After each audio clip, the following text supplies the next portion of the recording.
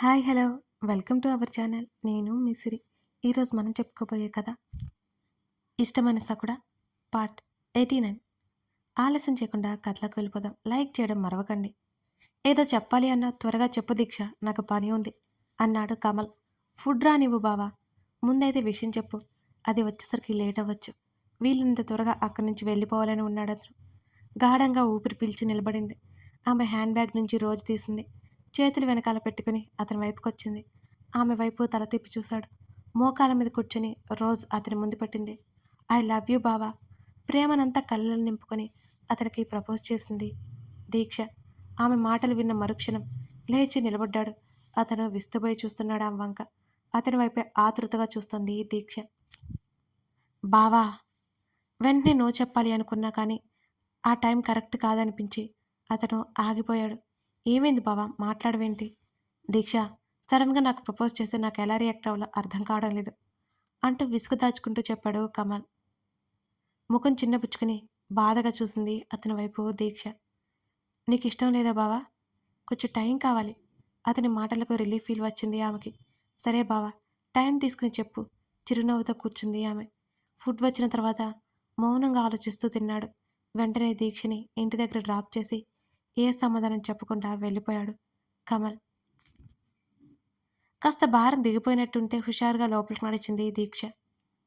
సంతోషంగా ఇంటికి వచ్చిన మేనకోడల్ని గమనించాడు శివకుమార్. తన కొడుకు జీవితం సెట్ అయితే త్వరలోనే అయిపోతుందని అనుకున్నాడు.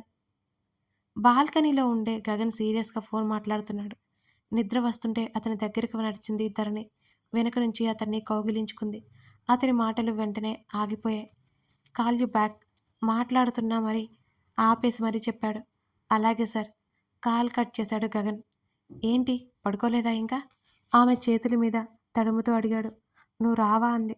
వస్తున్నా, చిన్న ఫోన్ కాల్, నువ్వు వెళ్ళు అన్నాడు. అతని ముఖంలో ఉన్న కోపాన్ని దాచుకుంటూ అలాగే చీకటిని చూస్తున్నాడు అతను. సరే మాట్లాడుకో, నేను కూడా ఇక్కడే ఉంటాను. కుర్చీలో కూర్చోడానికి వెళ్ళిపోతున్న ఆమె చేతిని పట్టుకుని అతను ఆపాడు. తన కోసం ఆమె మీదకి ఏమాత్రం కోపం ఆమె మీదకి ఏమాత్రం షిఫ్ట్ అవ్వకుండా జాగ్రత్త పడ్డాడు. పద, పర్లేదు మాట్లాడుకో, వెయిట్ చేస్తాను అన్నది. అతను వినిపించుకున్నట్టే ఆమె చుట్టూ చేసి లోపలికి తీసుకొచ్చేశాడు. ఆవలింతలు వస్తుంటే నోటికి చెయ్యడ్డు పెట్టి బాల్కనీ డోర్ క్లోజ్ చేస్తున్న అతన్ని చూసింది ధరణి. తను చీర కట్టుకుంది. అతను పట్టించుకోలేదని డిసప్పాయింట్ అయినా అతను గమనించలేదని ఊరుకుని అతని వైపు ఆతృతగా చూస్తోంది ఆమె. డిమ్ లైట్ వేస్తూ ఆమె పక్కకొచ్చాడు. మొబైల్ పక్కన పెట్టేసి 2 చేతులు తల కింద పెట్టుకున్నాడు అతను. ఏమైంది అని బోల్లా తిరిగి చెంప మీదకి దిండానించి అతని వైపే చూస్తూ అడిగింది ధరణి. అప్పుడు గమనించాడు ఆమెని. ఎర్రటి ఆమె చీర మీద తెల్లటి గులాబీలు పొదిగి ఉన్నాయి. ఆమె జడ లూజ్గా అల్లడం, అసలే తలస్నానం చేయడంతో ఆమె ముఖం ఇంకా ఆకర్షణీయంగా కనబడుతోంది అతనికి.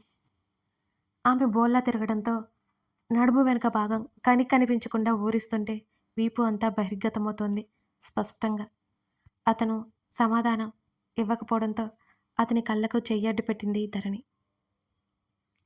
ఆమె చేతిని తీసి నెమ్మదిగా ఆమె చెంప మీదుగా జుట్టులోకి వేలిపోనిచ్చాడు. పరవశంగా అనిపించి ఆరమోడ్పు కన్నులతో అతని వైపు చూసింది. అతని ఒక చెయ్యి ఆమె తల నిమురుతూ ఉంటే ఆమె వీపు మీదకు చేరింది. ఈసారి ఆమె కనులు పూర్తిగా మూసుకుపోయాయి. అతని చల్లని చేతి స్పర్శ వెచ్చని తన దేహాన్ని తాగుతుంటే వింతైన పులకరింపు చేరింది ఆమె దేహానికి. అతని చెయ్యి ఆమె నడుము మీదకి చేరగానే టక్కున అతని వైపుకు తిరిగింది. ఆమె నడుము వంపు వత్తిపట్టి దగ్గరికి లాక్కున్నాడు. పెదవులు బిగించి మరింత గట్టిగా కళ్ళు మూసుకుంది. అలిసిన ఆమె మొహం చూస్తూ ఆమె తలని తన హృదయం మీదకి చేర్చుకున్నాడు. ఆమె వెన్ను నిమురుతూనే తిరుగుతున్న ఫ్యాన్ వైపు చూస్తూ ఏదో ఆలోచనలో ఉన్నాడు అతను. కాస్త తల పైకి ఎత్తి అతని చెంప మీద చేతిని పోనిచ్చి అతని మెడ మీద ముద్దు పెట్టుకుంది. అతని చూపులు ఆమె మీదకు చేరాయి. అతని మెడ వంపులో ముఖం దాచుకుని కళ్ళు మూసుకుంది. మరో 2 నిమిషాల్లో ఆమె నిద్రపోయింది. అతనికి నిద్ర దరిచేరలేదు చాలాసేపు. వెంటనే తన మీద ఉన్న ఆమెను పక్కన పడుకోబెట్టాడు. చలికి ముడుచుకుపోతుంటే నిండుగా దుప్పటి కప్పి మొబైల్ తీసుకుని బాల్కనీలోకి వెళ్ళిపోయాడు. చరణ్కి మళ్ళీ కాల్ చేశాడు. చరణ్, కంటిన్యూ. అతని స్వరం గంభీరంగా మారిపోయింది. సార్, ఇప్పుడు అతను ఎమ్మెల్యే కాదు సార్, మినిస్టర్ అయ్యాడు. చేతిలో పవర్ ఉంది, డబ్బు ఉంది. అతని కొడుకు ఏ స్టేట్లో ఉన్నాడో ఇప్పటివరకు ఎవరికీ తెలియదు. హర్ష సార్ చేయించిన యాక్సిడెంట్ దెబ్బలకి కాళ్ళు చేతులు పడిపోయాయి. ఇది జరిగి చాలా రోజులైపోయింది. ఆ తర్వాత ట్రీట్మెంట్ తీసుకుంటున్నట్టు తెలిసింది, కానీ ఏ దేశంలో ఉన్నాడో మాత్రం తెలియలేదు అని చరణ్ తెలుసుకుని ఇన్ఫర్మేషన్ మొత్తం గగన్కి చేరవేశాడు. అతను చెప్పింది మొత్తం విన్న తర్వాత వాడి యాక్టివిటీస్ వాచ్ చేస్తుండే చరణ్, ఎక్కడైనా చిన్నది అంటే చిన్న లూప్ హోల్ దొరికితే చాలు అని అన్నాడు గగన్. అలాగే సార్. గగన్ కాల్ కట్ చేశాడు. హర్షకి కాల్ చేశాడు. వేద గురించి అప్డేట్ తెలుసుకున్నాడు. నువ్వు టెన్షన్ పడకు, ఏం కాదు హర్షతో అన్నాడు గగన్. తను అన్నిటికీ రెస్పాండ్ అవుతుందిరా, కానీ కాన్షియస్లోకి రావట్లేదు. తనలో మూమెంట్స్ ఉన్నాయి. అప్పుడప్పుడు ఏడుస్తుంది, టచ్కి కదులుతోంది అని చెప్పాడు. సేఫ్గా ఉంది, డోంట్ వర్రీ. గగన్, నిన్నొక డెసిషన్ తీసుకున్నాను అని అన్నాడు. ఏంటది? వేదన తీసుకుని ఎటైనా వెళ్ళాలి అనుకుంటున్నాను. తన నిర్ణయం చెప్పేశాడు హర్ష. ఎటైనా అంటే అని అడిగాడు. ఫారిన్ వెళ్తా, తనకి ట్రీట్మెంట్ చేయిస్తాను అని అన్నాడు హర్ష. ఫుల్గా బిహేవ్ చేయకు హర్ష. బెస్ట్ డాక్టర్స్ అందరూ ఆల్రెడీ ట్రీట్ చేస్తున్నారు.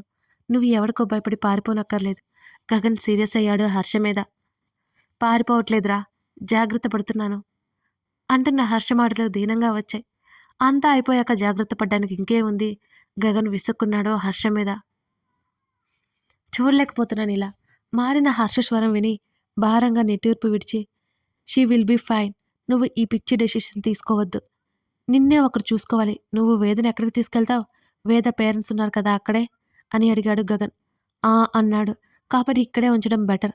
గగన్ గట్టిగా చెప్పడంతో ఇక హర్ష కూడా వాదించలేదు. సరే. గగన్ కాల్ కట్ చేసి కాసేపు అక్కడే ఉండిపోయి తన ఆలోచనలకి పదును పెట్టాడు. ఎప్పటికో గదిలోకి వచ్చి పడుకున్నాడు అతను. ధరణి ప్రశాంతంగా నిద్రపోతూ కనిపించింది. ఆమెను దగ్గరికి లాక్కొని గాఢంగా కౌగిలించుకుని కళ్ళు మూసుకున్నాడు. కమల్ వెళ్ళేసరికి అమృత కళ్ళు తెరిచే ఉంది. ఆమెకి ఇంకా ట్రీట్మెంట్ జరుగుతుంది. చేతికి సెలైన్ ఉంది. ఆమె కదలలేని పరిస్థితుల్లో ఉంది. కేర్ టేకర్ కూడా అక్కడే ఉంది నర్సుతో పాటు. కమల్ రావడంతో కేర్ టేకర్ బయటికెళ్ళింది. అతను వెళ్ళిపోయే వరకు మళ్ళీ గదిలోకి రాదు ఆమె. కమల్ని చూసిన అమృత ఒకలాంటి కంగారుతో చప్పున కళ్ళు మూసుకుంది. కమల్ అమృత పక్కన కూర్చుని ఆమె చేతిని పట్టుకున్నాడు. అమృత ఏడుపు ఆపుకుంటోంది. అమ్మో! అతని స్వరం మృదువుగా వచ్చింది. అందరితో మాట్లాడుతున్నావట, నాతో ఎందుకు మాట్లాడట్లేదు? అతను ఆమె ముఖాన్ని తన వైపు తిప్పుకొని ఆమె ముఖంలోకి చూశాడు. అతను కళ్ళెత్తి చూసి మళ్ళీ కళ్ళు తిప్పుకుంది అమృత. చెప్పమ్ము. ఆమె చేతిని తన చెంప మీదకి వేసుకున్నాడు. అమృత కళ్ళు మూసుకుని చేతిని వెనక్కి లాక్కుంది. అతను మరలా ఆమె చేతిని తన చేతుల్లోకి తీసుకున్నాడు. అమ్మో, నాతో మాట్లాడడం లేదా నీకు? నేనేమైనా పొరపాటు చేశానా? అతని మాటలకి చప్పున కళ్ళల్లో నీళ్లు పొంగాయి అమృతకి. పెదవులు బిగించి కన్నీళ్లు బయటికి రాకుండా లోపల అదిమి పెట్టింది. ఎన్ని ఊసులు చెప్పావు? చూడాలని ఉంది, త్వరగా వచ్చేయమన్నా. ఇప్పుడేమో చూడ్డానికి ఇష్టం లేనట్టు మొహం తిప్పేసుకుంటున్నావు. చెప్పు అమ్మో, నా వల్ల ఏదైనా పొరపాటు జరిగిందా? ఆమె చేతిని తన 2 చేతుల్లోకి తీసుకుని నెమ్మదిగా చెంప మీదకి చేర్చుకుని ఆమెని ఆతృతగా చూస్తూ అడిగాడు. అమృత అటు వైపు తిరిగి కళ్ళు మూసుకుంది. ఆమె చెయ్యి ఇంకా అతని దగ్గరే ఉంది. అతనికి కదిలించలేదు. కాసేపటి వరకు ఆమె కళ్ళు తెరవకపోవడంతో పడుకుందేమో అని చేతిని నెమ్మదిగా ఆమె మీద పెట్టేశాడు. ఇన్ని రోజులు ఆమె స్పృహ లేదు అనే బాధ ఒకటైతే, ఇప్పుడేమో ఎందుకు తన్ని చూడ్డానికి ఇష్టపడట్లేదో తెలియక పిచ్చి పట్టినట్లే ఉంది కమల్కి. పైకి లేచి ముందుకు వంగి అమృత కణత మీద అతను పెదవులు తాకించాడు. ఆర్తిగా ఇచ్చిన ఆ ముద్దు నేరుగా ఆమె హృదయపు లోతులను తాకింది. ఆమె కంటి కొన్నుంచి జారిపోయిన కన్నీళ్లు దిండి లోపలికి ఇంకిపోయాయి. అతడు నిట్టూర్చి ఆమె పక్కనే బెడ్ మీద వాలిపోయాడు అలసటతో. గగన్తో అమృత ఏదో మాట్లాడడానికి ప్రయత్నించడం అతనికి గుర్తు ఉంది. గగన్ని రమ్మని చెప్పాలి అనుకుని అతను కళ్ళు మూసుకున్నాడు. మూసిన కనిరెప్పల చాటున కమల్ మొహమే మెదులుతోంది అమృతకి. అతను ఇంతకు ముందులా లేడు. అతని గడ్డం పెరిగి కనులు కాస్త లోపలికి పోయి మరి కాస్త ఎక్కువ పెరిగిన జుట్టు నుదురు మీద పడుతూ ఏదో కోల్పోయిన వాళ్ళ ఉన్నాడు. అదంతా తన కోసమే అని అమృతకి తెలియకపోలేదు. గగన్ రాక కోసం ఆమె ఎదురు చూస్తోంది. అతనితో మాట్లాడాలి, వెంటనే అతనితో మాట్లాడాలి. ఆలోచనల మధ్య నలిగిపోతూ విపరీతమైన తలనొప్పి వస్తుంటే కళ్ళు మూసుకుంది బలవంతంగా. ఎప్పట్లా త్వరగానే నిద్రలేచింది ధరణి. ఆమె కళ్ళు తెరవగానే ఆమె నుదురికి గరుగుగడ్డం తగులుతుంటే నెమ్మదిగా కళ్ళెత్తి చూసింది. గగన్ గాఢ నిద్రలో ఉన్నాడు. తన చుట్టూ ఉంది అతని చెయ్యి. తను కదిలితే లేచేస్తాడేమో. అతని చేతిని దూరం పెట్టేసింది. నెమ్మదిగా లేచి కూర్చుంది. చెదిరిన చీర సరిచేసుకుని బెడ్ దిగింది. రాత్రి త్వరగా పడుకోవడం వల్ల ఆమె కళ్ళు తేలిగ్గా ఉన్నాయి. అక్కడి నుంచి బాల్కనీ తలుపు తెరిచి బయటకొచ్చింది ఆమె. వేకువ ఒళ్ళు విరిచి మరీ చీకటి మీద నుంచి వాలిపోయింది. దూరంగా ఎక్కడో సన్నగా గువ్వల కూకోలు వినబడుతున్నాయి. ఇంకా భానుమూర్తి రాలేదని చెట్ల ఆకులు గాలితో కబురంపడానికి మంతనాలు చేస్తూ ఆకాశం వైపు ఎగిరి చూస్తున్నాయి. ఆమెను స్పృశించడానికి చలిగాలి, చిరుగాలి సూర్యకిరణాల కంటే వేగంగా పరిగెత్తుకుంటూ ముందే వచ్చింది.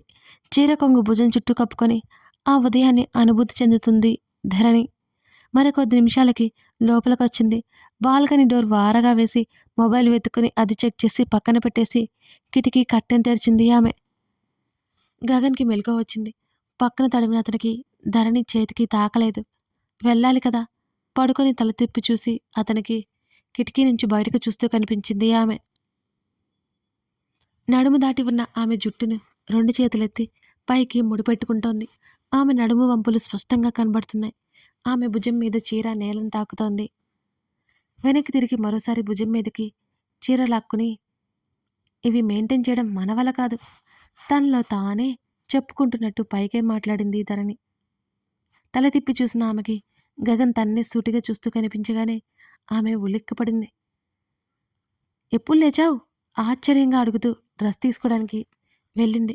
మోచేతిని బ్యాలెన్స్ చేసుకుని ఆమె వైపుకు తిరిగి, నువ్వు టెంప్ట్ చేస్తున్నప్పుడు అని అనగానే అర్థం కాక ముఖం అయోమయంగా పెట్టుకుని వెనక్కి తిరిగి చూసింది ధరణి. నేనేం చేశాను? పెదవులు బిగించి అలకగా చూసింది. కమ్. అతని గొంతులో కమాండింగ్ కనబడుతోంది ఆమెకి. ఆ కళ్ళలో గంభీరత ఎప్పుడూ ఉంటుంది. మంత్రముగ్ధల అతని వైపుకి అడుగులు వేసి అలాగే నిలబడి ఏంటి అని అడిగింది. అతని పక్క వేసి చూపించగానే తల అడ్డంగా ఊపింది. చప్పున లేచి కూర్చుని ఆమె చేతిని పట్టుకుని దగ్గరికి లాక్కున్నాడు గగన్. అసలు భయముందా నీకు? హస్బెండ్ పిలుస్తుంటే రావా నువ్వు? అతని గొంతులో సీరియస్నెస్ పలికిస్తున్నా అతని కళ్ళలో ఏదో చిలిపితనం తెలుస్తోంది. నాకు భయం ఉంది, అందుకే వచ్చాగా. నవ్వు ఆపుకుంటూ బదిలిచ్చింది ధరణి. ఆమె బొజ్జలో మొహం దాచి చుట్టూ చేతులు బిగించాడు. పలచటి చీర నుంచి అతని మీసపు గరుగుదనం తెలుస్తుంటే ఆమె శ్వాస భారంగా మారింది. లేదు, వినట్లేదు నువ్వు. అతను అదే సీరియస్నెస్ మెయింటైన్ చేస్తూ అన్నాడు ఆమెతో. అతని తల మీద చెయ్యేసి పెదవులు బిగించింది. మరుక్షణం ఆమెని మీదకు లాక్కుని వెనక్కి వాలిపోయాడు. ఆమె వలపు మలుపుల్లో విహారం చేయాలని అతని ఆరాటం మరో పగలు మరో రాత్రి ఏకమైపోయాయి. ఇరువురిలో ఎన్నో మధురమైన జ్ఞాపకాలు నిక్షిప్తం చేశాయి. మరునాడు చిన్న పనుంది, త్వరగా వస్తాను అంటున్న గగన్ మాటలకి నేనిక్కడ ఉండను, ఇంటి దగ్గర డ్రాప్ చేస్తాను అన్నాడు. మరి నన్ను అమ్మో దగ్గరికి తీసుకెళ్ళు ధరణి అడిగింది గారంగా. వెళ్దాం. అతను ముందే వెళ్ళాలి అనుకున్నాడు కాబట్టి వెంటనే ఒప్పేసుకున్నాడు. అతను తీసుకెళ్తాను అనడంతో ధరణి తెగ సంతోషపడిపోయింది. సరే, నేను త్వరగా ఫ్రెష్ అయ్యి వచ్చేస్తాను అంటూ వాష్రూమ్లోకి వెళ్ళింది ధరణి. కాదు పరిగెత్తింది.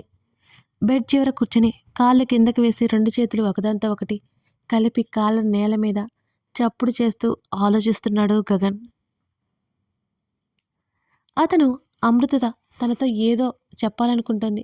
కమల్ కూడా ఫోన్ కాల్లో అదే చెప్పాడు. దా అంటూ అమృత మాట్లాడిన మాటలు గుర్తుకొచ్చాయి. ఏం చెప్పాలి అనుకుంటోంది తనతో? అతని కళ్ళు మూసుకుని 2 చేతుల్లో ముఖం దాచుకుని అలా ఆలోచిస్తూ ఉన్నాడు. ఇందాక ధరణి అమృత పేరుని పలకడానికి కాస్త టెన్షన్గా అతన్ని అడిగింది. ఆ అమ్ము అని. అతను ఉలిక్కిపాటుగా కళ్ళు తెరిచాడు ఆ విషయం గుర్తుకురాని. అంటే ధరణి. గబుక్కున పైకి లేచాడు గగన్. కథ కొనసాగుతోంది. అమృత ధరణి గురించి ఏదో చెప్పాలనుకున్నట్టు గగన్కి అనిపిస్తోంది. మరి అమృత అతనితో ఉదయ్ గురించి చెప్పబోతుందా? ఆ తర్వాత గగన్ రియాక్షన్ ఏమై ఉంటుంది? అసలు అమృత గగన్తో మాట్లాడే అవకాశం వస్తుందా? తెలుసుకోవాలంటే తర్వాత భాగం చూడాల్సిందే. మిస్ అవ్వకుండా చూడండి. అలాగే లైక్ చేయడం ఏమాత్రం మర్చిపోకండి friends. Thank you for watching this video. మరో ఎపిసోడ్తో మళ్ళీ కలుద్దాం.